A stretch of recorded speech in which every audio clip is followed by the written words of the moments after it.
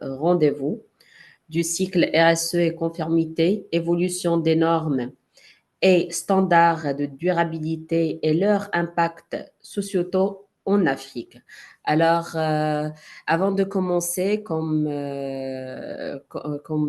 avons l'habitude de rappeler certaines consignes pour une meilleure visualisation de notre webinaire. Alors, durant cette 1h30 jusqu'à 1h40, donc, nous vous demandons donc de bien garder le micro et les caméras désactivés, ceci pour assurer une qualité de connexion et pour bien écouter les interventions. N'hésitez pas de vous renommer donc dans la partie participants. Ceci permet donc de faire du réseautage, de vous connaître et de partager par la suite des éléments ou bien des opportunités si on a eu. Et à la fin, donc n'hésitez pas à poser vos questions sur la partie chat ou bien converser et qui seront restituées par la suite par notre modérateur. Alors, sans tarder, je passe la main à notre chère partenaire Karine, donc pour vous présenter les objectifs de ce webinaire et je remercie les intervenants pour leur réactivité et leur temps. Merci à vous, chers participants, pour votre écoute et votre présence et bonne visualisation. Merci.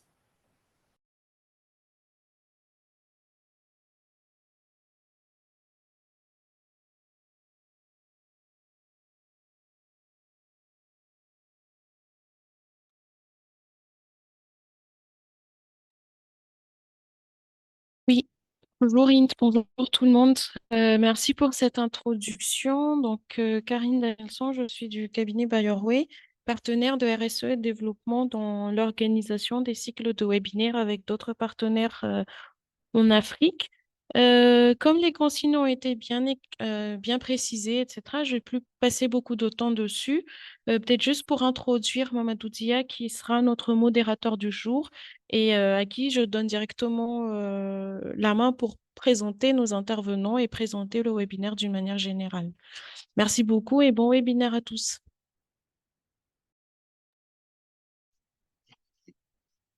Merci. Bonjour tout le monde. Merci beaucoup, Karine. Merci à Hind. Merci également à notre chers intervenants. Les participants aussi, soyez les bienvenus. Merci. Alors, avant de commencer, Hind, est-ce que vous me recevez très bien? Parfait, merci. Parfait, merci. Donc, nous allons commencer notre second webinaire, comme l'a été souligné par Hind. C'est l'occasion également de remercier Karine, qui est l'organisatrice de ce webinaire, avec tous les partenaires de ce développement. Donc, aujourd'hui, notre thématique tourne autour de l'exploitation minière artisanale responsable en Afrique. Donc, normes, acteurs et défis. Alors, nous savons tous que l'exploitation minière génère d'importants impacts positifs, mais aussi, il n'en demeure pas moins qu'il soit génératrice d'impacts négatifs sur le milieu récepteur, notamment l'environnement, les communautés locales, si certaines normes ne sont pas respectées, bien sûr. Alors, nous avons réfléchi ensemble sur le contexte africain. Actuellement, en Afrique, nous constatons que la responsabilité sociale des entreprises est en constante évolution. Voilà. Donc, il y a une évolution croissante portée aux normes et aux standards de durabilité. Voilà. C'est mondial, mais nous pouvons, là, nous travaillons sur un cas spécifique pour l'Afrique. Donc, l'évolution des normes de durabilité en Afrique a des impacts significatifs. Elle a contribué à améliorer les conditions de travail et à minimiser l'empreinte écologique et environnementale de façon globale. ce qui en profite notamment aux populations autochtones. Donc, de plus, ces normes encouragent la transparence et la responsabilisation des parties prenantes. Actuellement, il est crucial de mettre en perspective cette évolution avec les objectifs de production durable du marché à venir. Le secteur minier, notamment, n'est pas en reste. Plus particulièrement l'exploitation artisanale. Donc, il y a des enjeux qui prennent tout à fait sens dans des mines artisanales qui constituent la majorité des premiers sites miniers d'exploitation. C'est dans ce sens que ce deuxième minier a été réfléchi. Comment l'évolution du contexte sectoriel a-t-elle contribué ou affecté la nécessité de définir des normes et procédures plus durables et éthiques? Comment les parties prenantes du secteur minier, plus particulièrement en matière de mines artisanales, appréhendent et pour-elles appliquer les exigences en matière de RSE? Donc, c'est pour cela que nous avons fait recours à nos deux experts, M. Olivier et M. Anangué, voilà, pour nous débattre sur ce sujet avec des exemples très précis d'application de normes et d'exemples très précis d'exploitation artisanale. Donc, l'exploitation minière reste une exploitation fossile, une activité fossile, mais ça peut être également une activité très importante dans le cadre de la transition écologique. Nous parlons de révolution verte, nous parlons de voitures électriques, etc., etc. Donc, tout cela ne peut voir le jour sans l'exploitation minière, sans les minéraux. Donc, il y a des minéraux qui sont très essentiels pour contribuer à la mise en œuvre de la transition, bon, pour aller vers la transition verte. Et donc, nous avons besoin, certes, c'est une activité fossile, mais nous avons besoin de l'exploitation minière en Afrique. Alors, l'exploitation artisanale qui impacte directement les communautés, comme je l'ai dit tantôt, ça peut être positif en termes de recettes, en termes d'amélioration des revenus des pauvres exploitants, mais également, il y a énormément d'impacts négatifs parce que nous savons les communautés, comment ces ressources sont exploitées. Parfois, certaines normes ne sont pas respectées, voire même la réglementation reste à revoir pour certains pays. Et donc, nous avons aujourd'hui, autour de cette table, discuté, partagé l'expérience sur la meilleure pratique de l'exploitation minière en Afrique, notamment l'exploitation artisanale pour le cas des petites et moyennes entreprises ou bien des très petites exploitations. Donc, je m'en vais pour introduire monsieur Anangué, monsieur Christian Anangué, qui va partager son expérience sur le cas du système de traçabilité des diamants bruts en République du Cameroun. Merci.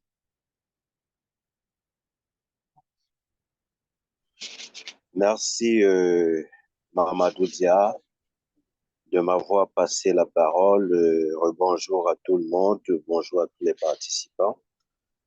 Tout le plaisir est le mien de pouvoir intervenir dans ce cadre du webinaire pour partager, n'est-ce pas, cette expérience sur le système de certification du processus de Kimberley, qui est une norme également, qui est une initiative internationale qui participe ici à l'encadrement, n'est-ce pas, du secteur minier, tant artisanal, semi-mécanisé qu'industriel au niveau mondial, autant que l'ITIE, qui est également une norme de transparence, autant que certaines normes, n'est-ce pas, de l'OCDE, qui en participent également dans un certain nombre de secteurs, bien sûr davantage sur des minéraux stratégiques qui sont véritablement prisés, n'est-ce pas, de nos jours. Et je voudrais simplement faire un focus sur l'intervention, la prise, n'est-ce pas, c'est-à-dire l'implication, n'est-ce pas, de cette norme de traçabilité essentiellement sur les pierres, sur la pierre précieuse appelée le diamant brut, parce que le processus de Kimberley, tel qu'il est défini, est une initiative internationale, c'est un forum international tripartite qui est composé, n'est-ce pas, des participants que sont des États, la société civile et les compagnies minières.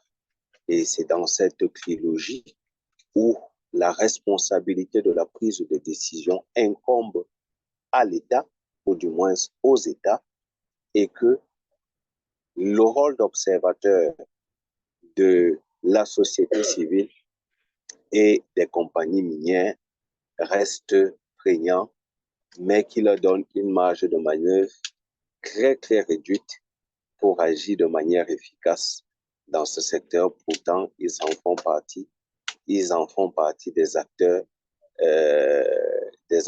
poignants, des acteurs, comment dirais-je, des acteurs de pointe, n'est-ce pas, de ce secteur minier-là. Alors, pour le cas du Cameroun, j'aimerais ici déjà partager une photo, je voulais parler d'une carte. Voilà. Je voulais partager ici une carte qui démontre ici la présence, n'est-ce pas, du côté gauche, vous voyez. Du côté gauche, vous voyez, ce sont les différents départements qui se retrouvent dans la région de l'Est et qui sont des départements essentiellement diamantifères. C'est-à-dire en point rouge, vous verrez là, ce sont des sites miniers diamantifères que nous avons pu identifier. Et de l'autre côté de la ligne, c'est la République centrafricaine. J'aimerais mentionner que le Cameroun et la République centrafricaine partagent pratiquement 729 km de frontière.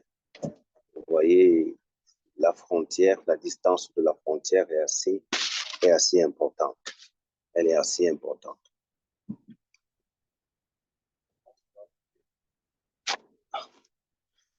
Alors, parlant du système de certification, n'est-ce pas, du processus de Kimberley. Le système de processus de Kimberley, comme je le disais, est une tripartite qui regroupe ici, regorge la société civile, le gouvernement et les compagnies minières. Mais comme nous le savons bien, dans le cadre de l'exploitation artisanale chez nous, nous n'avons pas de compagnies minières qui exercent. Ce sont beaucoup plus des artisans qui sont des acteurs. Dans une mesure beaucoup plus convenable, nous avons des petites entreprises qui font dans l'exploitation semi-mécanisée. Et ces aspects sont également pris en compte par le pôle de minier, du moins les pôles de minier en Afrique et en particulier aussi au Cameroun. Donc, de l'autre côté, nous avons la société civile au niveau du Cameroun. Nous avons par exemple le réseau de lutte contre la faim, qui est une organisation de la société civile et qui participe, n'est-ce pas, à la surveillance indépendante du processus de Kimberley au niveau national. Oui. Et nous avons le gouvernement du Cameroun qui est représenté ici par le secrétariat national permanent du processus de Kimberley.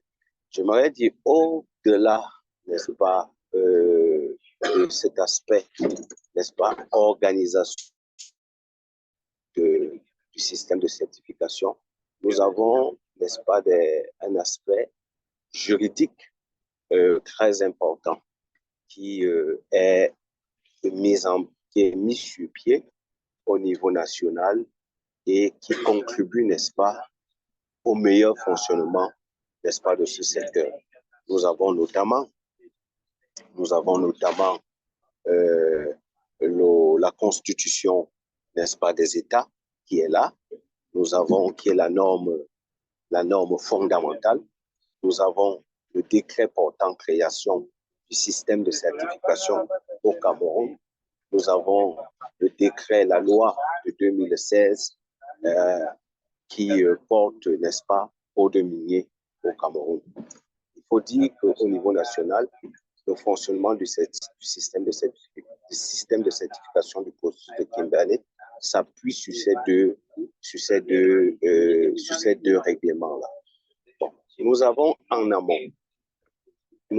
amont ce qu'on appelle le corps document, le document de base du processus de Kimberley, qui est la norme sur laquelle s'abrite ou s'agrippe, n'est-ce pas, ces différentes normes au niveau national.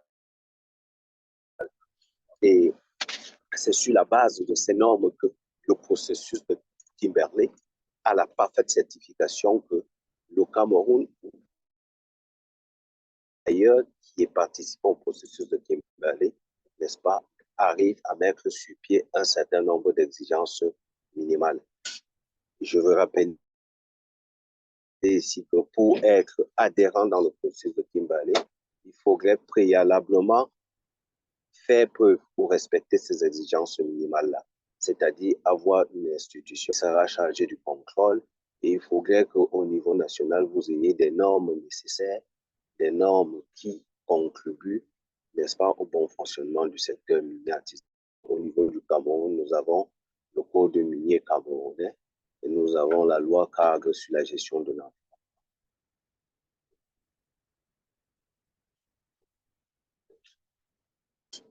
OK. Les acteurs qui interviennent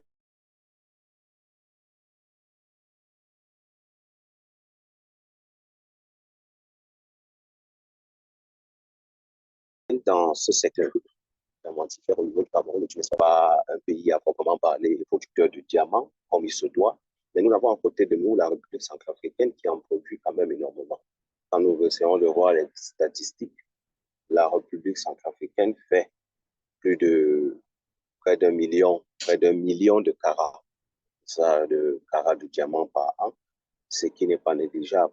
Ils en font partie quand même des pays très importants. Et à côté, nous avons le Cameroun qui a une production moyenne de pratiquement 2000 carats. Vous voyez que c'est un peu comme le jour et la nuit. Les acteurs donc qui sont impliqués se présentent ici sous deux ordres. Nous avons premièrement les acteurs de production et les acteurs de consommation, de commercialisation. Les acteurs de production sont ces artisans miniers-là qui devraient être détenteurs d'une carte d'artisan. Et nous avons également les sociétés minières qui doivent également détenir des autorisations avant exploitation. Ceux de commercialisation, nous avons ces collecteurs qui vont vers des artisans, collecter la ressource et venir déposer au niveau des bureaux d'achat. Parce que ce sont eux qui jouent le rôle d'interface entre le gouvernement et les artisans producteurs. Par la suite, nous avons également la structuration du secrétariat national permanent du processus de Kimberley au niveau national qui se présente comme suit. Ils se présentent comme suit, sont structurés à trois niveaux. Nous voyons dans les zones rurales, c'est-à-dire dans les zones de brousse où l'exploitation du diamant se fait. Nous avons des contrôleurs à ce niveau.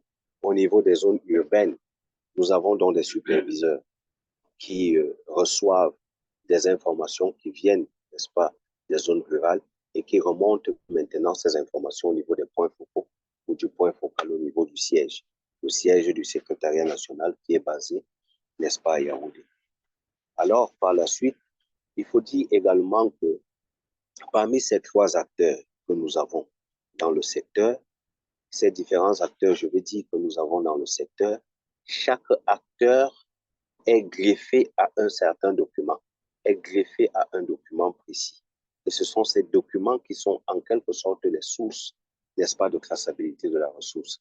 C'est-à-dire savoir à quel niveau le diamant, c'est-à-dire l'origine de l'exploitation du diamant, qui est mentionné dans un registre de production tel que vous voyez, et dans le registre de production, celui qui achète a un bordereau d'achat. Les achats se font à deux niveaux, par le collecteur et par les bureaux d'achat. Donc, nous avons ces documents-là. Et dans ces documents, nous devons trouver les mêmes références que nous avons dans le registre au départ, tenues par les artisans. Les informations dans le registre doivent être semblables aux informations qui sont dans les bordereaux d'achat et qui sont également transmis au niveau du point focal siège basé à Yaoundé. Voilà en quelque sorte un peu, c'est présenter un peu, veiller un peu nous présenter ces documents-là par la suite, n'est-ce pas, du diapo.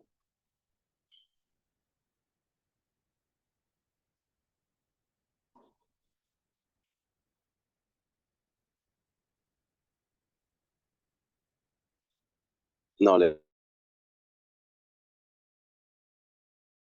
dit que voilà des différents registres et bordereaux qui sont greffés, n'est-ce pas, aux différents acteurs, n'est-ce pas, de la chaîne de production et de commercialisation. Voilà ces différents documents. Nous avons le premier document qui est le registre qu'utilisent les artisans, n'est-ce pas, dans lequel on renseigne la production. Et le reste des documents sont des bordereaux. C'est des bordereaux d'achat. Et c'est tous ces documents-là que nous compilons et qui doivent aller comme élément de vérification au niveau du secrétariat national qui utilise cela comme élément justificatif à la certification de la ressource qui a été exploitée. Suivant.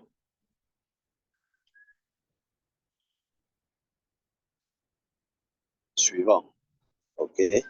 Vous voyez, ce schéma, c'est un schéma de traçabilité qui récapitule un peu la traçabilité, n'est-ce pas, du diamant de l'exploitation du diamant brut au niveau du Cameroun. C'est un schéma qui est quasiment identique, n'est-ce pas, dans d'autres pays, c'est quasiment identique.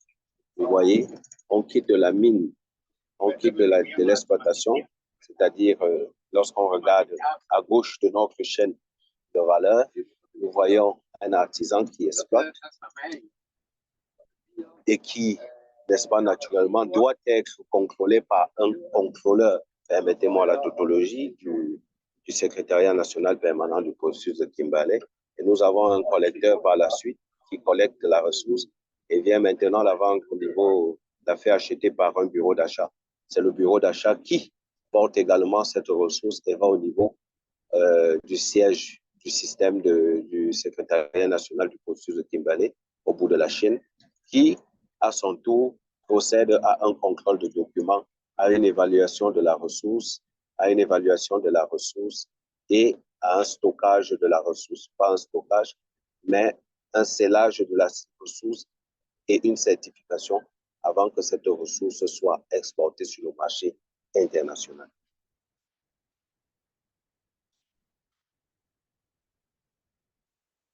Voilà en quelque sorte le schéma de validation. Nous avons la validation de traçabilité, la vérification de la conformité des pièces. Par la suite, la diapo suivante.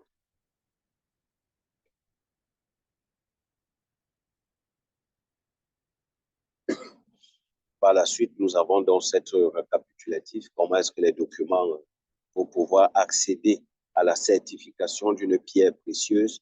Voilà le schéma qu'il faut suivre en matière, n'est-ce pas, de validation, n'est-ce pas, les documents. Nous avons la validation de la traçabilité, la vérification des pièces et des lots physiques.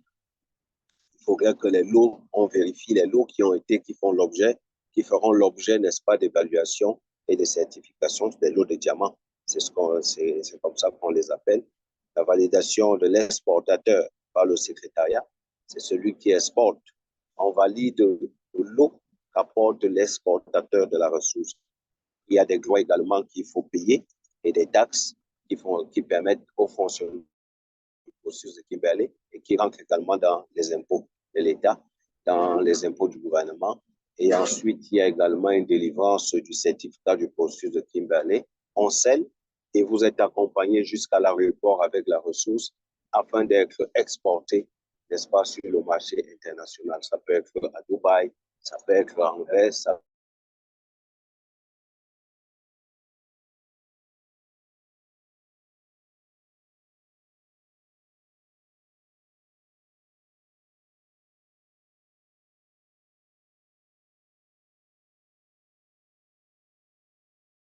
et c'est ainsi donc la traçabilité se fait. Alors, comme je vous le disais tantôt, nous avons des organisations de la société civile qui sont membres du processus de Kimberley mais qui joue un rôle d'observateur et qui assure, n'est-ce pas, le contrôle indépendant, n'est-ce pas, du système de certification du processus de Kimberley. Ces constats que je vous présente sont des constats qui ont été faits par le réseau de lutte contre la faim au niveau du Cameroun. Le constat était simple. Nous avons constaté qu'il y avait un faible taux d'enregistrement des acteurs, notamment les collecteurs et les artisans. Et si déjà le Cameroun ne dispose pas, n'est-ce pas, un fichier bien élaboré, mis à jour, contenant, n'est-ce pas, les acteurs de production et les acteurs de commercialisation, ça veut dire qu'il y a déjà un problème. Ça veut dire qu'au niveau de la traçabilité tend déjà à être violée, à être biaisée, je veux dire. La quasi-totalité des sites n'ont pas d'autorisation. Pour exploiter, il faut une autorisation. Mais on a constaté que tel n'était pas le cas. Les autres nationalités, on s'est rendu compte qu'il y avait plusieurs nationalités sur le terrain. Il y avait des Centrafricains qui étaient là, parce qu'avec la guerre en République centrafricaine, il y a un fort déplacement, n'est-ce pas, des réfugiés centrafricains sur le territoire camerounais. Et on a retrouvé dans certains réfugiés centrafricains en train de travailler dans des sites d'exploitation. Il faut également dire que, au-delà même du fait que le Cameroun soit limité à la Centrafrique, nous avons également une limite avec la République, avec le Congo-Brazza. Et certains Congolais également qui se retrouvent du côté du Cameroun pour faire une exploitation diamantifère. Donc, déjà, plusieurs nationalités. Or, les textes prévoient que ces nationalités n'ont pas autorité ou bien n'ont pas droit à une autorisation pour des exploitations artisanales ou semi-mécanisées. Nous avons également les registres de production qui sont inexistants. On a constaté qu'il n'y a pas de registre, puisqu'il n'y a pas d'enregistrement qui soit fait, n'est-ce pas, de la part, n'est-ce pas, des artisans et des collecteurs. Nous avons un faible niveau d'alphabétisation. C'est des gens qui comprennent que le français et on s'est demandé comment ils peuvent avoir l'interprétation de la loi. Et nous sommes rendus également compte que les organisations qui sont censées les sensibiliser dans ce sens ne le font pas véritablement pour ce problème. Nous avons un besoin d'accompagnement, donc, comme je le disais tout à l'heure, le besoin d'accompagnement des artisans qui a été mentionné, l'absence de bureau d'achat des diamants dans la région de l'Est, puisque la région de l'Est est fondamentalement la région qui produit cette ressource-là. On a constaté que les bureaux d'achat n'y sont pas. Le dernier bureau d'achat en date était celui de James Africa qui existait sur le territoire depuis 2016. Mais depuis lors,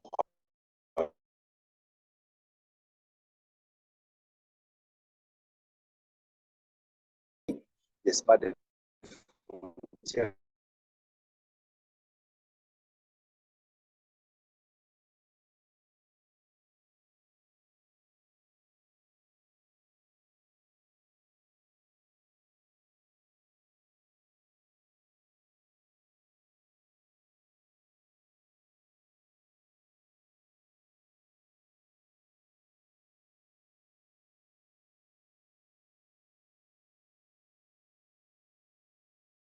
c'est le système de processus de Kimberley. Mesdames, Messieurs, voilà en quelques mots présenter, n'est-ce pas, l'implication ou la mise en application du système de certification du processus de Kimberley au niveau du Cameroun. Je vous remercie et je reste ouvert à toute préoccupation, toute question, n'est-ce pas, qui me seront posées. Merci beaucoup, Monsieur Christian Anangé. Merci pour la clarté de votre exposé, très, très, très, très riche. Je rappelle, le travail sur la traçabilité du produit n'est pas un travail simple du tout, surtout appliqué à l'exploitation artisanale, aux petits exploitants miniers. C'est un travail d'organisation qui est très difficile, très, très, très, très difficile. La traçabilité, comme l'a expliqué très bien Monsieur Christian, il est resté focus sur l'implication des normes de traçabilité. Et il a défini le processus de Kimberley dans son ensemble.